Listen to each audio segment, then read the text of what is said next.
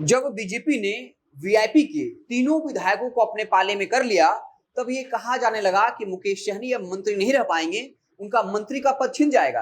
हालांकि press conference के दौरान मुकेश सहनी ने कहा था कि हमको भी राजनीति करना आता है, हम इस्तीफा नहीं देंगे। अगर बीजेपी चाहे तो वो बर्खास्त कर सकती है, लेकिन ये बताया कि ये पूरा अधिकार नीतीश जी को है। आखिर ऐसा क्या है कि बीजेपी मुकेश सहनी को उनके पद से बर्खास्त नहीं करेगी, और जेडीयू के मंत्री ने यहां तक कह दिया कि मुकेश सहनी हमारे भाई हैं, हम उनको एमएलसी भी बनाएंगे और मंत्री भी बनाएंगे। आखिर क्या वो वजह है? तो इसका जवाब जो है सीधा सा है। मल्लाह समाज यानी मुकेश सहनी अति पिछड़ा समाज से आते हैं, और इस वक्त बीजेपी लगातार अति पिछड़े वोट बैंक को अपने पाले में करने में सफल हुई है।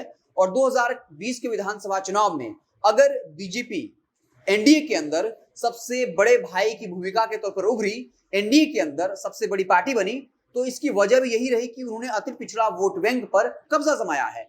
संजय जायसवाल ने खुद कहा था, जब पिछले कुछ महीनों में केंद्र सरकार द्वारा मंत्रिमंडल का विस्तार किया गया था, कई मंत्रियों को हटाया गया और कई नए मंत्रियों को मंत्रिमंडल में शामिल किया था, उस वक्त बीजेपी के प्रदेश अध्यक्ष ने कहा था कि इतिहास में पहली बार ऐसा हुआ है जब केंद्र सरकार के मंत्रिमंडल में सबसे ज्यादा पिछड़ों, अति पिछड़ों और दलितों को मंत्री बनाया गया है।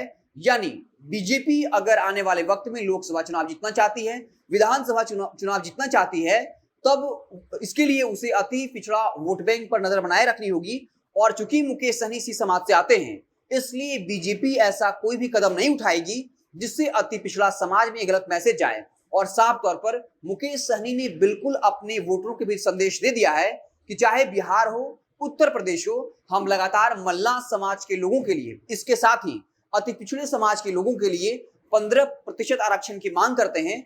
और अपने जनता के बीच यानी अपने वोटर के बीच मल्लाह समाज और जो अति पिछड़ा समाज है, ये साफ संदेश पहुंचा दिया कि हम आपकी ही लड़ाई लड़ रहे हैं और इसलिए बीजेपी हमारे साथ गलत कर रही है।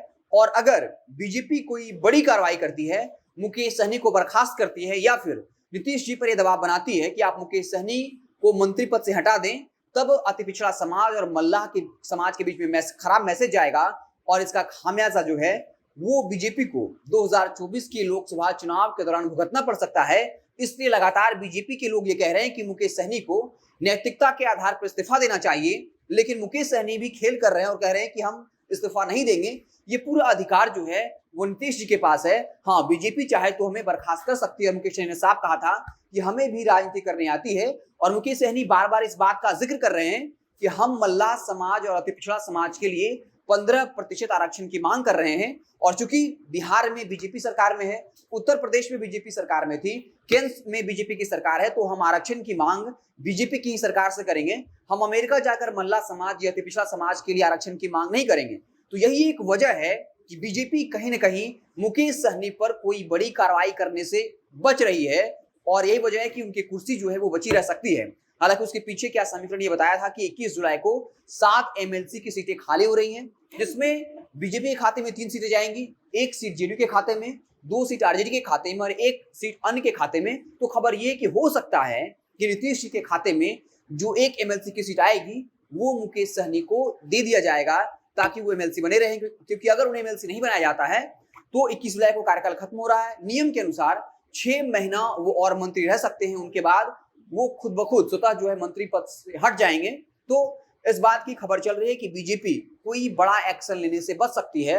और खुद जब जेडीयू के मंत्री ने आकर कहा कि मुकेश सहनी हमारे भाई हैं, वो पूरे 5 साल तक मंत्री रहेंगे, हम उनको एमएलसी भी बनाएंगे, तो इसके पीछे कहीं ना कहीं अति पिछड़ा वोट बैंक एक बड़ी वजह है। क्योंकि नीतीश कुमार ने बिहार की राजनीति में 3 बड़े कार्ड खेले। एक कार्ड खेला था दलित कार्ड, दूसरा कार्ड था अति पिछड़ा समाचार कार्ड, और तीसरा महिला आरक्षण।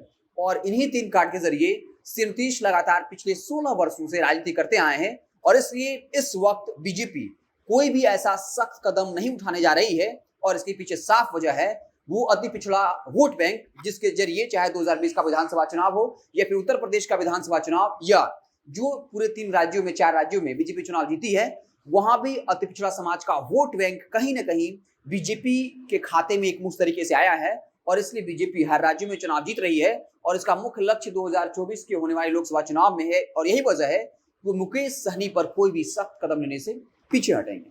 आप देखते रहे जनता जंक्शन। जैसे ही कोई और बड़ी खबर आएगी तो मुझसे आपको इत्तला करेंगे। बहुत बहुत धन्यवाद।